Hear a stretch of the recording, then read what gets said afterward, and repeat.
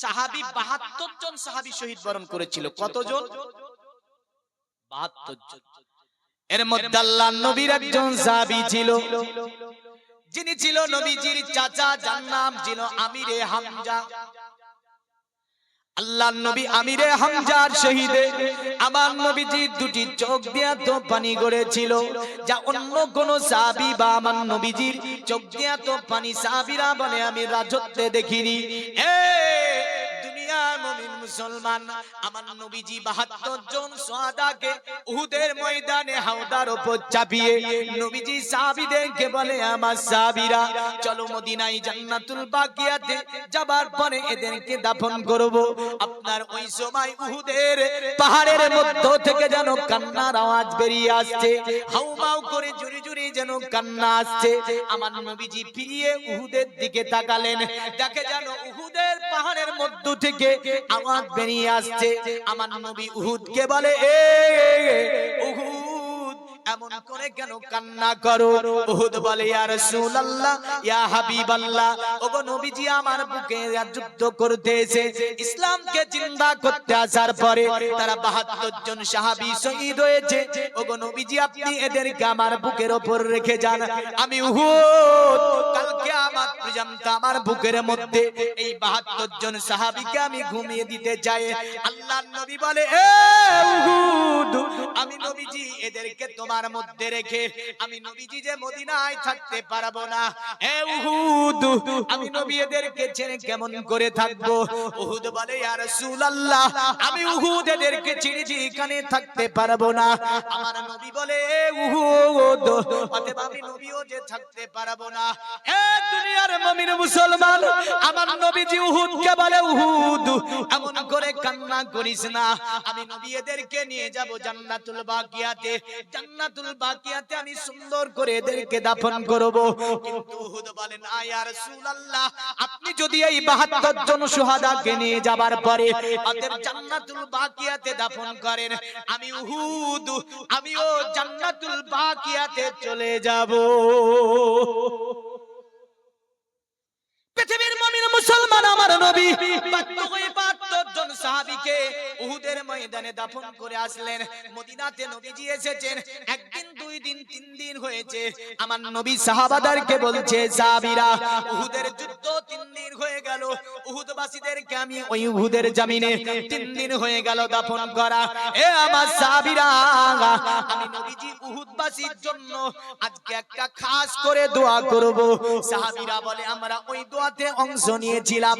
আমার নবী হাত তুলে আল্লাহর কাছে কান্না করে করে উহুদবাসীর জন্য বারবার তিনি দোয়া করছিলেন। আর নবীজি একটা নাম বারবার তিনি উল্লেখ করছিলেন, যে নামটা ছিল আমার নবীজির চাচা, যার নাম ছিল আপনার আমিরে হামজা। আমার নবী বলছিল আল্লাহ, আমার আল্লাহ, আমি আমিরে হামজাকে হারিয়ে ফেলেছি। এ আমার আল্লাহ, আমার চাচা আমিরে হামজা শহীদ আমি রাসূলুল্লাহ এতটা কষ্ট পেয়েছি, এতটা দুঃখ পেয়েছি, আমি রাসূলুল্লাহ অন্য কোন মৃত্যুতে পাইনি। আমার আল্লাহ, আমার চাচা আমিরে হামজাকে আপনি জান্নাতুল ফিরদাউসুল আলা দান করে দিন। সাহাবীরা বর্ণনা করে আমার নবী এত কান্না করেছিল, নবীজির দাড়ি মোবারক ভিজে, আল্লাহর নবীর জুব্বা মোবারক পর্যন্ত ভিজে গিয়েছিল, নবীজির চোখ দিয়ে এত পানি গড়েছিল। আমরা দেখেছি রাসূলুল্লাহ আমার জানো অঝর ননে উহুদের ৩ দিন পরে দোয়া করতে করতে আল্লাহর নবী কান্না করেছিল। এই কারণে ইসমাইল হাক্কি ভারত উপমহাদেশের বুকে সবচেয়ে বড় মুহাদ্দিস, তিনি আসআতুল লামাতের মধ্যে লিখলেন যে মাইয়াত ইন্তিকাল করে যাওয়ার ৩ দিন পরে দোয়া করা হচ্ছে মুস্তাহাব। কি এটা? দোয়া করা হচ্ছে মুস্তাহাব, একটা নেকির কাজ। কিসের কাজ? নেকির কাজ। এবার ৯ দিনার কথা একই জায়গায় লেখা আছে আসআতুতে তাফসীর রুহুল বায়ান আসআতুল লামাতে ৪০ দিনার দিন বলছে যে এগুলো যখন দেখানো হচ্ছে তখন বলছে যে এ তো দোয়া করার কথা, কিন্তু খাবার কই? খাবার আচ্ছা বলেন, আমাদের দিকে খতম হলে গরুর গোশত, বিরিয়ানি, পোলাও, জর্দা, দই, মিষ্টি এইসব খাবার না, এইসব খাবার হাদিসে পাওয়া যাবে গো? এই পাওয়া যাবে? পাওয়া যাবে? আজ থেকে বলেন তো 100 বছর আগে বা আজ থেকে 50 বছর আগে আপনার গ্রামে যখন মিলাদ হতো, তো মিলাদে আপনারা কি দিতেন? বড় মানুষ এটা বলতে পারবে। হ্যাঁ, তারপরে মৌলবীদেরকে আপ্যায়নের জন্য কি খাওয়াতেন? পোল্ট্রি ছিল, গরু তোরা জবা হতো না। হ্যাঁ, তো একটা ডিম ভাজা করতো। কি করতো? এখন যদি মৌলবীদেরকে এনে ডিম ভাজা দেন, আসবে আপনার বাড়ি? হ্যাঁ, আসবে গো? বলে এখন ছোট লোকের বাড়ি রে, ডিম ভাজা দেয়, একটা পোল্ট্রি বা গরু মেলে না, খাসি মেলে না, বলবে না? হ্যাঁ, কিন্তু আজ থেকে 50 বছর আগে ওই ডিম ভাজাটাই বড় আপ্যায়ন ছিল না? আজ থেকে যদি বলি আমি 100 বছর আগে, অবস্থা আরো খারাপ ছিল।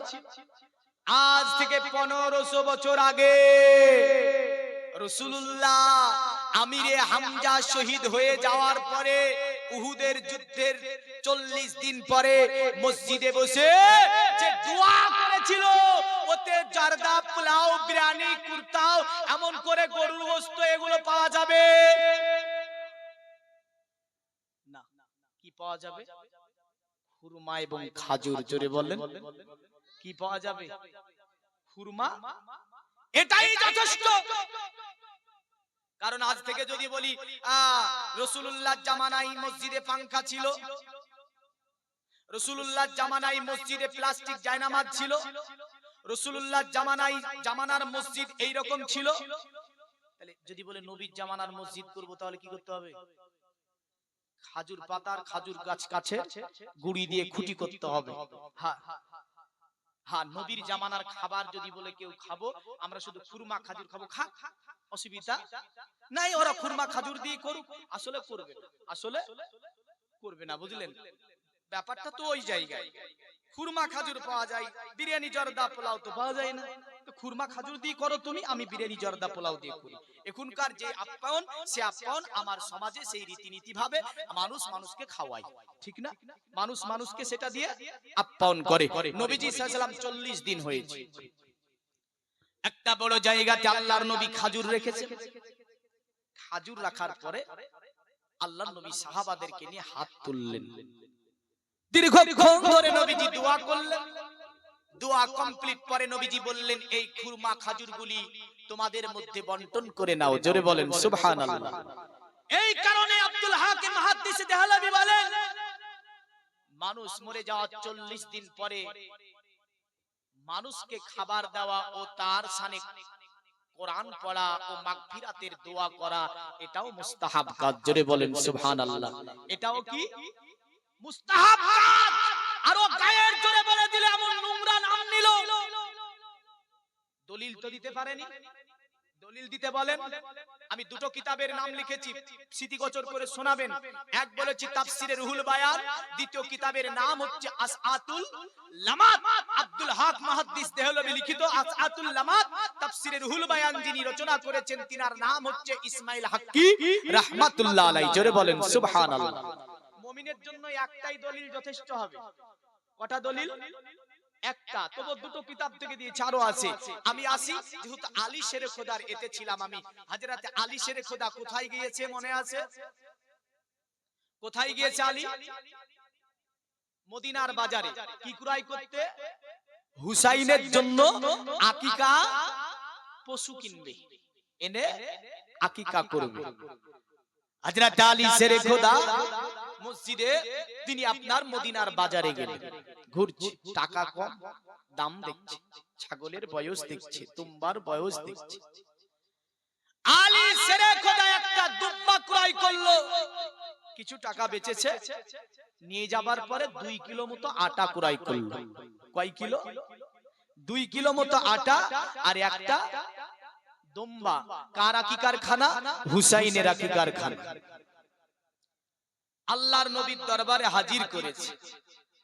আমার নবীকে বলে ইয়া রাসূলুল্লাহ, মদিনার বাজারে যাবার পরে আমার কাছে যা টাকা ছিল আমি এই দুম্বাটা ক্রয় করেছি, আর ইয়া রাসূলুল্লাহ অবশিষ্ট টাকা দিয়ে যেটা বেঁচে ছিল আমি আলী শেরে খুদা মুশকিলে কুসা হায়দারে কাররার ফাতেহে খাইবার রাদিয়াল্লাহু তাআলা আনহু এই আটাগুলো আমি ক্রয় করেছি। এ দুনিয়ার মুমিন মুসলমান, আমার নবী আলীকে বলে ওগো আলী, আমার আলী এই দুম্বাটা জবাই করো, জবাই করে গোশতটা আমার কাছে তুমি নিয়ে এসো। হযরত আলী শেরে খুদা মুশকিলে কুসা হায়দারে কাররার ফাতেহে খাইবার রাদিয়াল্লাহু তাআলা আনহু তিনি দুম্বাটাকে জবাই করলেন। দুম্বাটাকে জবাই করার পরে গোশত তৈরি করলেন, আমার নবীজির কাছে আপনার এনে দিয়েছে। আল্লাহর নবী আপনার ওই গোশতের উপরে একটু থুক মাখিয়ে দিলেন, নার পরে আমার আল্লাহর কাছে দোয়া করে দিল, একটা পাত্র দিয়ে ঢেকে দিল। আমার নবী আলীকে বলে ওগো আলী, এ আলী, ওগো আমার আলী, তুমি যে আটাগুলো ক্রয় করেছো আটাগুলো আমার দরবারে নিয়ে এসো। হযরত আলী আটাগুলিকে আমার নবী পাকের দরবারে হাজির করলো। আমার নবীজি তাতে একটু থুক দিল, দেওয়ার পরে বরকাতান দোয়া করে দিল। আমার নবী আরেকটা পাত্র দিয়ে ঢেকে দিল। আমার নবী আলীকে বলে এ আলী, এই পাত্রটা যাতে না উঠিয়ে নেয়, এটি থেকে যতটা আটা লাগবে তারা বের করে নেবে, যতটা গোশত লাগবে বের করে নেবে, রান্না করবে, তারা মানুষজনকে খাবার দাবার দেবে। এ দুনিয়ার মুমিন মুসলমান, একটা কথা আপনাকে বলে যায়, হযরত আলী এমন একটা বংশের সন্তান, তিনি রাজকীয় বংশে জন্মগ্রহণ করেছে। জোরে বলেন সুবহানাল্লাহ। যে বংশটির নাম ছিল কুরাইশ। কুরাইশ শব্দটি আপনার আরবি শব্দ। যদি আমরা সনাতন ধর্মের, আপনার ভবিষ্যৎ আপনার সনাতন ধর্মের বিখ্যাত একটি কিতাব, যে কিতাবটির নাম হচ্ছে মহাভারত, এই মহাভারতে আপনার এই বংশের নাম দেখা যায়। যেমন মহাভারতে বলেছে কালক্রমে বিষ্ণু যশেতে নামেতে ব্রাহ্মণ সম্মল নগরেতে জন্ম লইবেন, তখন মহাবীর্য মহাবুদ্ধি কলকিতার ঘরে জন্মিবে যথাকালে দেবকার জাতরে। এখানে একটি শব্দ আছে ব্রাহ্মণ বলে, মানে ব্রাহ্মণ গোত্রে একজন ব্যক্তি জন্মগ্রহণ করবে। ব্রাহ্মণ শব্দটি হচ্ছে সংস্কৃতি শব্দ। এই ব্রাহ্মণ শব্দের অর্থ হচ্ছে প্রভাবশালী গোত্র, ব্রাহ্মণ শব্দের অর্থ হচ্ছে প্রভাবশালী গোষ্ঠী। আমার নবীজির যে গোষ্ঠীটা ছিল ওই গোষ্ঠীটা ছিল আপনার কুরাইশ গোষ্ঠী, মানে যেটা একটা প্রভাবশালী গোষ্ঠী ছিল। জোরে বলেন সুবহানাল্লাহ। তবে পৃথিবীর মুমিন মুসলমান, ব্রাহ্মণের সংজ্ঞা যদি আপনি বেদের মধ্যে দেখতে যান, ব্রাহ্মণ একটি জাতি বা গোষ্ঠীর নাম ব্রাহ্মণ। তবে বেদের মধ্যে বলা হয়েছে পৃথিবীতে ব্রাহ্মণ তারা যারা আল্লাহর ইবাদতে নিজেকে মনোনিবেশন করে দিল পৃথিবীর জমিনে, তারাই হচ্ছে ব্রাহ্মণ। কারণ ব্রাহ্মণ যারা হয় ওরা আল্লাহর ইবাদতে নিজেকে সর্বময় আপনার কি করে, নিজেকে বিলিয়ে দেয়, তারাই হয় পৃথিবীতে ব্রাহ্মণ। তবে আলী যে বংশে জন্মগ্রহণ করেছিল ওই বংশটা ছিল ব্রাহ্মণ। কি ছিল? সংস্কৃতি শব্দ। তবে আরবি শব্দ হচ্ছে কি? কুরাইশ। আরবি শব্দ কি হবে? রাজকীয় বংশে আলী জন্ম নিয়েছে নাকি ফকির বংশে? কোন বংশে? হযরত আলী আপনার ছিল আরবের রাজা, যার নাম ছিল আবু তালিব। আবু তালিবের আপনার বাপ ছিল আব্দুল মুতাল্লিব, তিনি ছিলেন আরবের রাজা। আব্দুল মুতাল্লিবের বাপ ছিল আপনার কি? হাজিম। হাজিম ছিল আরবের রাজা। হাজিমের বাবার নাম ছিল আব্দে মানাফ, তিনি ছিলেন আরবের রাজা। আব্দে মানাফের বাবার নাম ছিল কুসাই। কুসাই ছিল আরবের রাজা। কুসাইয়ের বাবার নাম ছিল কিলাব। কিলাব ছিল আরবের রাজা। কিলাবের বাবার নাম ছিল মান্না, তিনি ছিলেন আরবের রাজা। এমন করে আপনার নাজার থেকে নিয়ে মালিক থেকে নিয়ে সকলে পরস্পর রাজা ছিল তারা। আর এই রাজকীয় বংশে আমার নবী জন্ম নিয়েছে।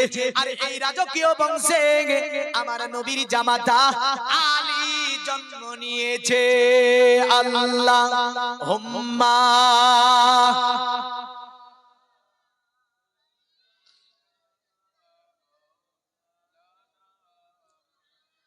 ওয়া আলা আলি।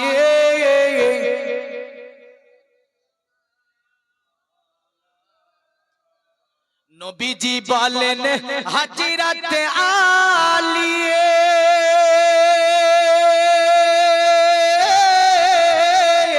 বিছানাতে যাও গো শুয়ে তোমারে বলি। আরো জোরে বলেন। হযরত আলী শুয়ে গেলেন নবীর বিছানায়, উম্মত তারাইতে নবী দিলেন রাওয়ানা পাপী তারাইতে নবী দিলেন রাওয়ানা আরে নবীজি মোর নূরের পুতুল আদর করে নাম রাখিলেন মুহাম্মদ রাসূল সকলে সাল্লাল্লাহু আলাইহি ওয়াসাল্লাম পড়েন নবীজি মোর নূরের পুতুল আদর করে নাম রাখিলেন মুহাম্মদ রাসূল মাফ করায় নেবে নবী উম্মতের গুনাহ উম্মতকে তারাইতে নবী দিলেন রাওয়ানা আল্লাহুম্মা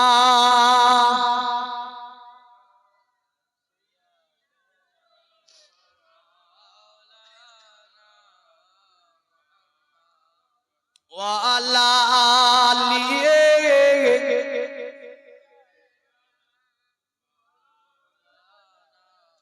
এ দুনিয়ার মুমিন মুসলমান হযরত আলী শ্রী খুদা মুশকিলে গোসা হায়দারে কাল্লার একটা রাজকীয় বংশে জন্ম নিয়েছিলেন কোনদিন এ আলীকে গরীব মিসকিন বলবেন না বলবেন এবার দেখেন নবীজি সাল্লাল্লাহু আলাইহি ওয়াসাল্লাম তো থুক দিল আমরা যদি কোনো জিনিসে থুক দিই খাওয়া হবে গো এই থুক দেওয়া জায়েজ না না জায়েজ আমাদের জন্য এই থুক দেওয়া জায়েজ অন্যের খাবারে থুক দেওয়া যাবে যাবে না সেই দিন আমি একটা জালসায় গিয়েছি বুঝলেন এত বড় থালা বুঝলেন আমি তো জানি না এই যে সোশ্যাল মিডিয়া এসেছে বুঝলেন কোথা কোথা থেকে দাওয়াত দেয় যাও গিয়ে বিপদও পড়ে যায় তো বড় থালায় করে জালসার পর আমি খেতে দিচ্ছি আরো 4 জন বসবে তা বলছি এই থালা কেন আমি তো এই থালায় খাই না তো বলছে না আমাদের দিকে এই থালায় খাই আমি রাগের জ্বালায় বলছি আচ্ছা আপনার বাড়িতে এই থালায় খান ডাইরেক্ট সবারই সামনে মসজিদে বুঝলেন আপনার ছেলে আপনার মেয়ে আপনার স্ত্রী আপনার বাপ আপনার মা এক থালাতে বসে খান তো বলছে না তো আপনি বাড়িতে খান না আর আমাকে এখানে দিয়েছেন কেন হ্যাঁ প্রথমে তো বাড়িতে খেতে হবে স্ত্রী সন্তান পরিবার বাবা মা এদেরকে নিয়ে তো আগে বাড়িতে খেতে হবে হ্যাঁ না তারপরে অন্য অন্য দেখা যাবে তা আপনি বাড়িতে খান না আর আমাকে বলছেন এখানে একসাথে খান এই খাবেন আবার সে বুঝলেন অন্য থালাতে করে খাবার হ্যাঁ তো যাই হোক আল্লাহর নবী বলেছেন মুসলমান ভাই ভাই ঠিক কথা কোরআন বলেছেন প্রতিটা মুমিন আপসে ভাই ভাই এই বলেন নবীজি যে তোমরা এর আঠো খাও ওর আঠো খাও আল্লাহর নবী সাল্লাল্লাহু আলাইহি ওয়াসাল্লাম বলেছেন যেটা তোমার রুচিবোধ হবে না সেটা তুমি ভক্ষণ করো না আপনার সঙ্গে আমার যদি রুচিবোধ না হয় বা আমার সঙ্গে আপনার যদি রুচিবোধ না হয় খাবেন না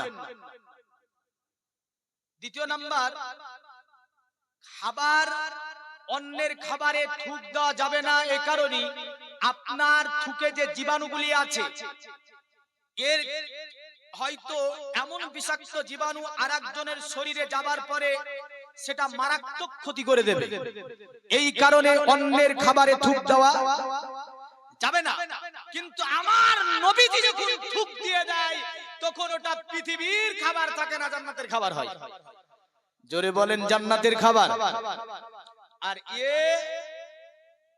আধখানা বুঝলেন কোন আস্তালা বাস্তালা থেকে যে উঠিয়েছে হঠাৎ করে বলছে জিবরিল নাকি নবীকে বলছে তোমার মুখে গন্ধ লাগছে তুমি দাতুন করো নাউজুবিল্লাহ বলবেন না এই জোরে বলেন নাউজুবিল্লাহ পৃথিবীর জমিনে আসমানের নিচে একটাও কিতাবে নাই যে জিবরিল নবীকে মুখের গন্ধ বলেছে জিবরিল আলাইহিস সালাম বলছে হে নবী আপনার মতো সন্তান পৃথিবীতে কোনো মা এখনো জন্ম দেয়নি জোরে বলেন সুবহানাল্লাহ জিবরিল বলছে আপনার মতো নবী তো দূরের কথা আপনার পায়ের মতো কোনো নবীকেও আমি দেখিনি জোরে বলেন হ্যাঁ আর আহলে সুন্নাত ওয়াল জামাত কি বলে আহলে সুন্নাত ওয়াল জামাত বলে যে নবীজি পাসিনাতে এমন খুশবু যে জান্নাতের চেয়েও বেশি। জোরে বলবেন না? এই কারণে বেদে বলেছে শুনে দে বাসুদে বাংলা গাতি পুণ্য গন্ধা নিষ্প্রিসম পরজন পদনং বে হাদিস খিলাত সুসদবা ধর্ম কিত্রু যুগা দেবা লকস্ত চার গিচ্ছ পুচ্ছ সন্তুষ্ট কলকুর জুনি চাবুবা নানা দেবা দিলিঙ্গি সুবুসানি বুসি জিজুচা ইন্দ্র জালি বুদ্ধতি কল্পকা পূজা কা জানা শান্তি। বেদে বলছে নবীকে চিনতে অসুবিধা হলে বাসুদে বাংলা গাতি পুণ্য গন্ধা নিষ্প্রিসম মানে তিনি যে রাস্তা দিয়ে যাবে সে রাস্তা পর্যন্ত সুগন্ধে ভরে যাবে। নবীজির শরীর মোবারক থেকে যেন জান্নাতের ঘ্রাণ পাওয়া যাবে। সাহাবী বলেন আন আনাস রাদিয়াল্লাহু তাআলা আন নবী সাল্লাল্লাহু আলাইহি ওয়াসাল্লাম আসলুকু তরিকান ফাতবাহাদুন ইল্লা রাফাকাত সালাকাহু মিন তাইয়িবারকি। সাহাবী বলছেন আমার নবীকে আমি দেখেছি নবী যে রাস্তা দিয়ে যেত ওই রাস্তাতে কয়েকদিন ধরে আমার নবীজির শরীর মোবারকের সুগন্ধি আমরা যেন পেতাম। জোরে বলেন সুবহানাল্লাহ। আর পেট বলল শুনে রেখে দে নবীজির শরীর মোবারক থেকে খুশবু বের হবে। দুনিয়ার মুমিন মুসলমান বলতে বড় লজ্জা লাগে, মাথায় টুপি মুখে দাড়ি বড় জুব্বা গায়ে দিয়ে বলে নবীর মুখে গন্ধ ছিল। এই কথাটা যদি প্যান শুট করে স্টেজের উপরে বলতো ছেলেরা একটাও জুতা নিচে রাখতো না। কিন্তু ছেলেরা জুতাগুলো মারতে পারেনি কেন জানেন? মাথায় টুপি মুখে দাড়ি কোরআন হাদিস থেকে কথা বলে, যার ভালো লেগেছে লেগেছে, যার না লেগেছে সে বলেছে চালা থাক চললাম। হ্যাঁ খবরদার, নবী হচ্ছে ঈমান। কারণ আপনাকে নবী চিনতে হবে। নবী না চিনলে নামাজ রোজা হজ যাকাত কোনটা কাজে লাগবে? লাগবে না। আলী শেরে খোদা গোশতটা হাজির করেছে, নবীজি একটু ফুঁক দিয়ে দিয়ে আল্লাহর নবী বলল আলী ঢেকে দাও, রান্না করো। এক নয় দুই নয় 600 জন ব্যক্তি এই গোশত রান্না করেছিল। জোরে বলেন কতজন ব্যক্তি? রান্নার কাজ করতে লেগেছিল 600 জন ব্যক্তিকে। আচ্ছা বলেন আমাদের দিকে 600 জন ব্যক্তি হয়তো দাওয়াতই করি না, করি গো। আর নবীজির হুসাইনের আকিকা আলী শেরে খোদা মুশকিলে কোসাই গোশতটাকে ঢেকে দিয়েছেন, তো রান্না করার জন্য আনসার মুহাজিরিনরা সব আখা করেছে, বললেন রান্না করবে। রান্নার জোহরের টাইম মোটামুটি কমপ্লিট, অনেকটা রান্না হয়েছে। নবীজিকে জিজ্ঞাসা করা হচ্ছে খাবার দেব? আল্লাহ নবী বললেন দাও। আমাদের দিকে মিলাদ মাহফিল হয়, জালসা হয়, ইত্যাদি হয়, দেখবেন খাবার দিতে গিয়ে কোথা থেকে দেয়? মৌলভী সাহেব থেকে, তাই না? বলে মৌলভী সাহেব থেকে শুরু করি তাহলে হয়তো বরকত হবে। আল্লাহর নবীর কাছে আনসার গোশত রুটি নিয়ে যাওয়ার পরে বালতিটা হাতে ধরে আছে, ধরার পরে নবীজিকে দিয়ে শুরু করবে। সুবহানাল্লাহ। নবীজির পাশে ছিল হযরত আবু বকর। কে ছিল? আবু বকর। আল্লাহর নবী বললে আনসার আবু বকর থেকে গোশত দেওয়া শুরু করো। এ দুনিয়ার মুমিন মুসলমান, হযরত আবু বকরের পাশে ছিল হযরত ওমর। ইতিমধ্যে মসজিদে নববীর মধ্যে একজন ছোট্ট বাচ্চা বুঝলেন হযরত ওমরকে ডাকছে আব্বা, এ আব্বা বলে ডাক দিয়েছে। হযরত ওমর দেখছে মসজিদের মধ্যে যেন ওমরের ছোট্ট একটা ছেলে, যার নাম ছিল আব্দুল্লাহ, এই আব্দুল্লাহ যেন আপনার মসজিদের মধ্যে প্রবেশ করে গিয়েছে। হযরত ওমর বসেছিল, হযরত ওমরের কাছে আব্বা বলে এসে বুঝলেন যখন পৌঁছে গিয়েছে ওমরের কানের কাছে মুখ দিয়ে ছেলেটি বলছে, এ আব্বা আমি যখন বাড়ি থেকে বের হলাম মা আমাকে বলেছে এ আব্দুল্লাহ কোথায় যাবে? বলে নবীজির কাছে যাব। আল্লাহর নবী যে হুসাইনের খাবার দিচ্ছে, আকিকার খাবার, ওটা ভক্ষণ করতে যাব। আল্লাহর নবীর কাছে যাব। আপনার ওই আব্দুল্লাহর মা যেটা হচ্ছে উমরের স্ত্রী দেখে আব্দুল্লাহকে বলছে, আব্দুল্লাহ নবীজির দরবারে যাবার পরে খাবার ভক্ষণ করে বরকতান একটু খাবার আমার জন্য তুমি নিয়ে আসবে। হযরত উমরকে ছেলে গিয়ে বলছে, আব্বা মা একটু নবীজির দরবারের খাবার চেয়েছে। হযরত আব্দুল্লাহর কথাটা আমার নবীজির কানে পৌঁছে গিয়েছে। আমার নবী বলছে, উমর, এ উমর কি ব্যাপার একবার তোমাকে কি বললো? হযরত উমর বলছে ইয়া রাসূলুল্লাহ এমন কোন কথা বলেনি। আমার নবী বলছে উমর আমি শুনতে পেয়েছি। আনসারকে ডেকে বললে আনসার আব্দুল্লাহকে খাবার দাও। হযরত আব্দুল্লাহ যিনি উমরের ছোট্ট বাচ্চা, আব্দুল্লাহকে খাবার দেওয়া হলো। আমার নবী বলে খাবার ভর্তি করে দাও, যতটা গোশত লাগবে দিয়ে দাও। আব্দুল্লাহর পুরো আপনার ওই পাত্রটাকে ভর্তি করে দেওয়া হলো। আমার নবী আব্দুল্লাহকে বলে আব্দুল্লাহ যাও মায়ের কাছে চলে যাও, মাকে নিয়ে যাবার পরে খাবারটা পৌঁছে দাও। আব্দুল্লাহ বড় খুশি হয়ে ওই খাবারগুলোকে নিয়ে বুঝলেন মসজিদে নববী থেকে তিনি বেরিয়ে যখন মদিনার রাস্তা দিয়ে চলে যাচ্ছে, ছোট ছোট ছেলেরা বলছে আব্দুল্লাহ এই খাবার তুমি কোথায় পেলে? বলে নবীজির দরবার থেকে নিয়ে আসছি। বলে নবী কি খাবার নিয়ে যেতে দিয়েছে? নবীর দরবারে তো আমরা খাবার ভক্ষণ করেছি। আব্দুল্লাহ বলল মায়ের জন্য আমার নবী এই খাবার দিয়েছে। এ দুনিয়ার মুমিন মুসলমান ছোট ছোট বাচ্চাগুলি মাকে গিয়ে বলে মা আব্দুল্লাহ মায়ের জন্য খাবার এনেছে, আমাদেরকে পাত্র দাও। আজকে হুসাইনের আকিকার খাবার আমরা আপনার দরবারে নিয়ে অতএব আপনার কাছে নিয়ে আসব। পৃথিবীর মুমিন মুসলমান তারা মার কাছে পাত্র নেয়। দৌড় দিয়ে নবীজির দরবারে যাবার পরে পাত্রকে ধরে ফেলে। আল্লাহর নবী সাহাবীরা আনসাররা তাতে খাবার দেয়। আমার নবীজি সাল্লাল্লাহু আলাইহি ওয়াসাল্লাম বসে বসে দেখতে থাকে। আমাদের দিকে দেখবেন মসজিদে আপনার ক্ষীর দেয়, পায়েস দেয়, রুটি দেয়, দেয় না দেয় না দেয় না। একদিন আমার মসজিদে বুঝলেন মোটামুটি 500-600-700 বেশি মুসল্লি হয়। তো একটা বুঝলেন মুরগ জবা করেছে, গায়ে দিয়ে হয়তো 280-250 গোশত হবে। হ্যাঁ এত বড় কেটলি আমাকে এসে বলছে মৌলভী সাহেব গোশত আর রুটি আছে দাওয়াত করিয়ে দিন। আমি হয়তো ভাবছি গরুর জবাই হয়েছে হয়তো। আমি দাঁড়িয়ে বুঝলেন বলে দিয়েছি যে সকলের দাওয়াত থাকলো, গোশত আর রুটি আছে, খাওয়া দাওয়া করে যাবে। তো বলেন 250 গোশত 20 খানা রুটি এনেছে। ও কেউ দেখতেই পায়নি। নামাজ শেষে আমাকে বলছে মৌলভী সাহেব আপনি যে দাওয়াত দিলেন খাবার কই? আমি দেখছি তাই তো, খাবার কই? তারপরে বুঝলেন জিজ্ঞাসা করলাম তো মৌলভী সাহেব কি বলবো, এই একটু তো ছোট্ট একটা বাটি দিকে গোশ এনেছিল, কেটলি থেকে 20 খানা রুটি এনেছিল। আমি মনে মনে বললাম হাই রে হাই, এই 600-র উপরে মুসল্লির আমাকে গিয়ে বলে যে মৌলভী সাহেব দাওয়াত করেছেন গোশত আর রুটি এনেছি। এ হলো বুঝলেন। তারপরে জুম্মাতে দাঁড়িয়ে বুঝলেন আমি বললাম যে আপনারা এত বড় মুরগি জবাই করে 200 গোশত এনে বলবেন 600 মুসল্লিকে দাওয়াত করেন। গতবার যে আমাকে দাওয়াত করিয়েছিল সবাইকে খাওয়াতে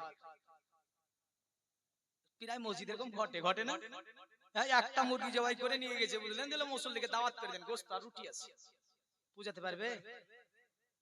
তো দেখবেন ওই গোশত রুটি দিতে গেলে ছোট ছেলেগুলো পায়ের নিচে থাকে আর বড়রা মাথার উপর কাড়াকাড়ি করে না। আল্লাহর নবীর দরবারে বাচ্চারা কাড়াকাড়ি করছে, বড়রা নয়। কারা কাড়াকাড়ি করছে?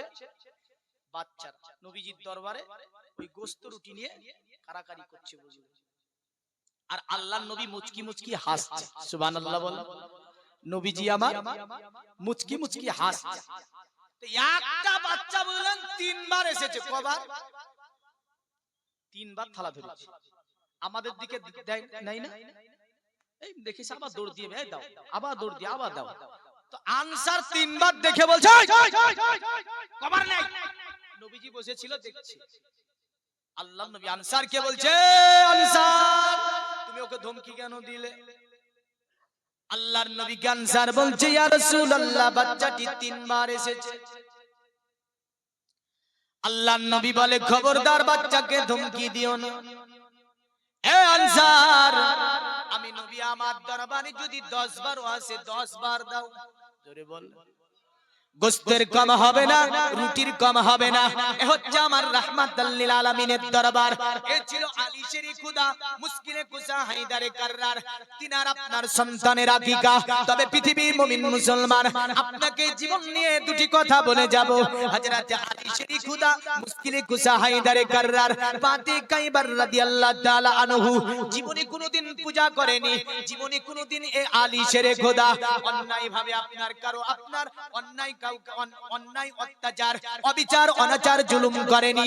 এ আলী 8 বছর নয়, আমার নবীজির কাছে 6 বছর থেকে, আরো বর্ণনা আছে একদম বাতপানি অবস্থা থেকে যিনি আমার নবীর কাছে লালন পালন হয়েছিলেন, তিনার নামই ছিল হযরতে আলী শেরে খোদা মুশকিলে কুসা হায়দারে কাররার পাতে কাইবার রাদিয়াল্লাহু তাআলা আনহু।